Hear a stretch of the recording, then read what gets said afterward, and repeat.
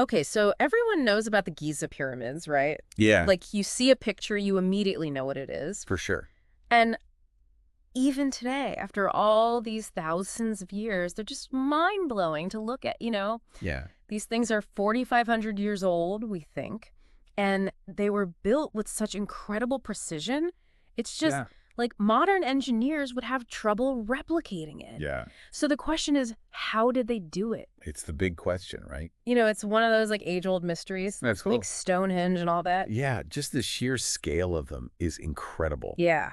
especially with the Great Pyramid. Oh, yeah. And then that really unbelievable alignment with the cardinal directions. Right. It's just like, how do they do that? Yeah. It makes you think about, the knowledge and skills they must have had back then Right. that we maybe lost. So get ready for this, because today we're diving into something that could completely change everything we thought we knew about these pyramids, Oh. and maybe even about the history of humanity itself. So forget all the theories you've heard about ramps and manpower and all of that, because we've got these researchers from Italy who are presenting some seriously out there ideas. Out there, how? Well, the main thing they're saying is that there's this huge underground structure, Okay. like massive, Uh-huh. and it's under the Khafre Pyramid. Okay, so that's the second biggest Oh, one? yeah, the second biggest one on the Giza Plateau. Okay. And get this, they think this structure is 38,000 years old.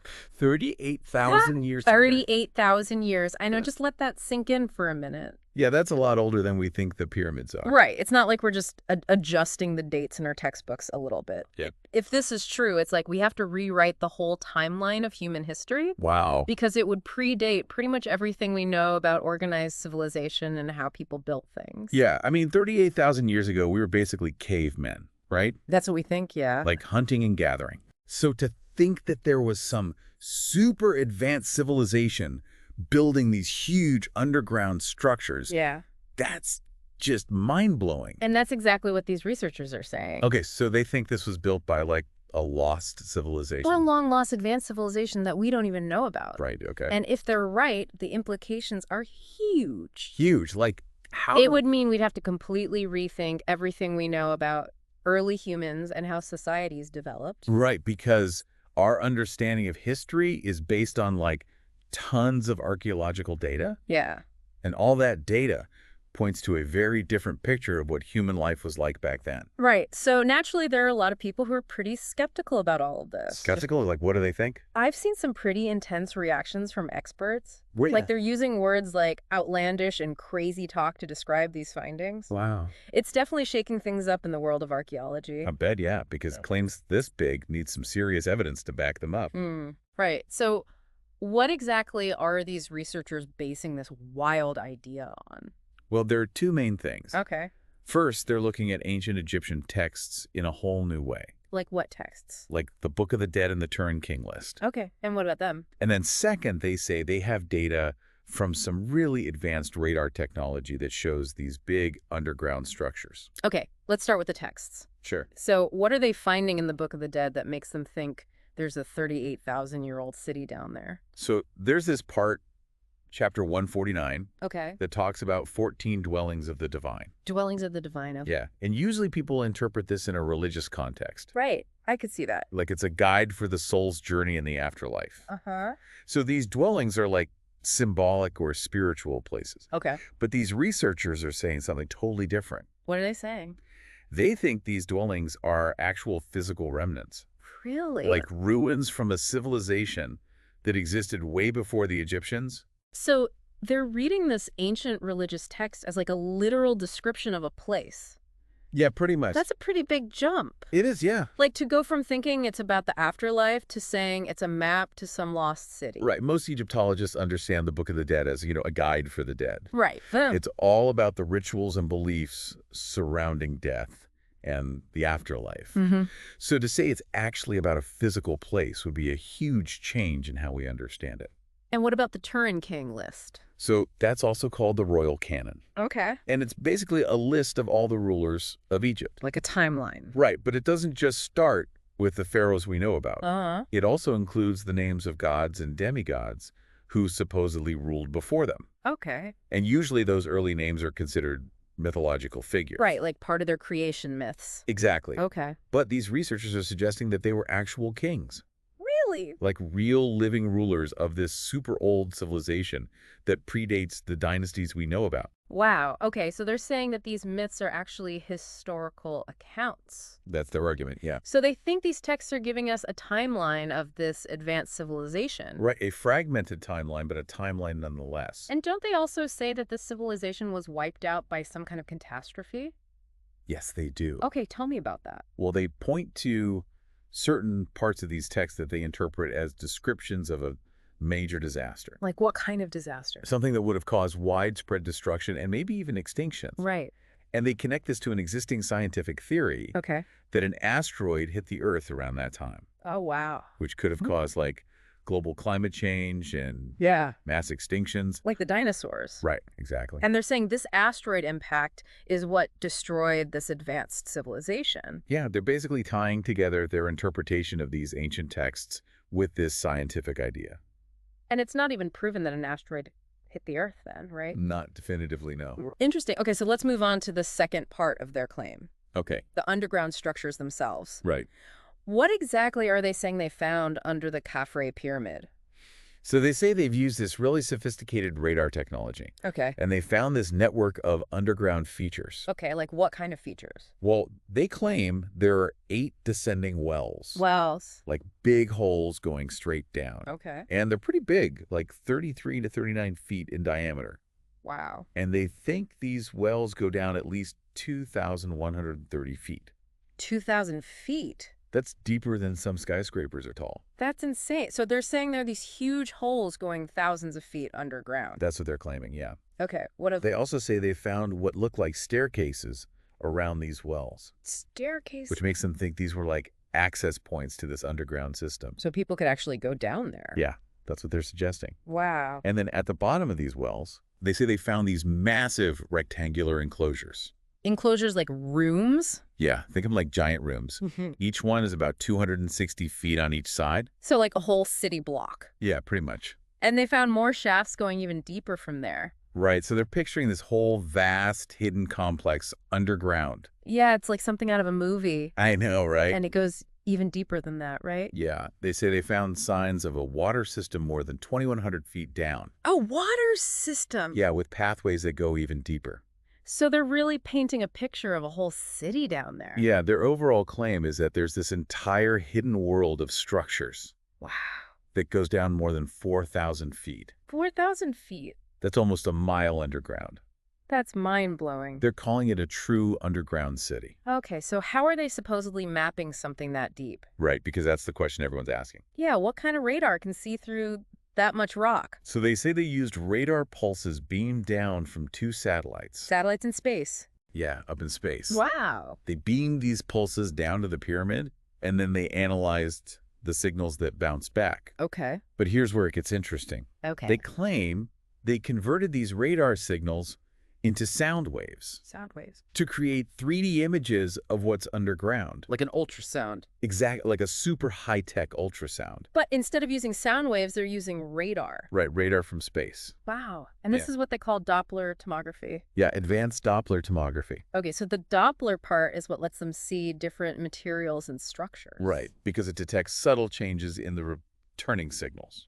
It's pretty amazing technology if it works. Yeah, if it works. And that's where a lot of experts are raising their eyebrows. How so? You're saying there's no way radar can penetrate that deep. Oh, really? Yeah, I think especially in the kind of rock that's under the pyramids. That makes sense. Like one expert, Professor Lawrence Conyers, he's a big name in ground penetrating radar. And he said that the idea of radar seeing thousands of feet down in that environment is pretty much impossible.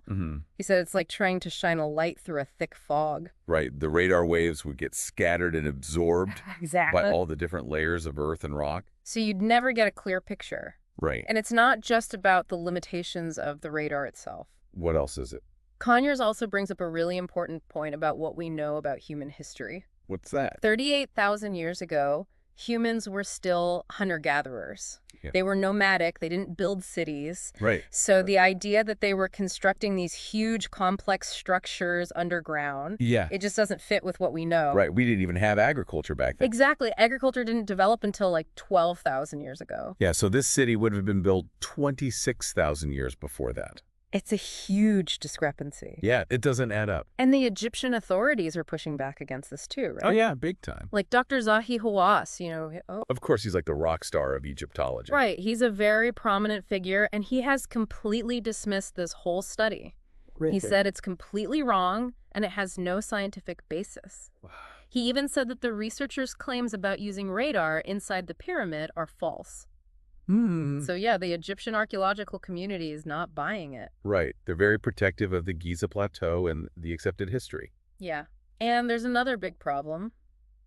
What's that? This research hasn't been published in a peer-reviewed journal.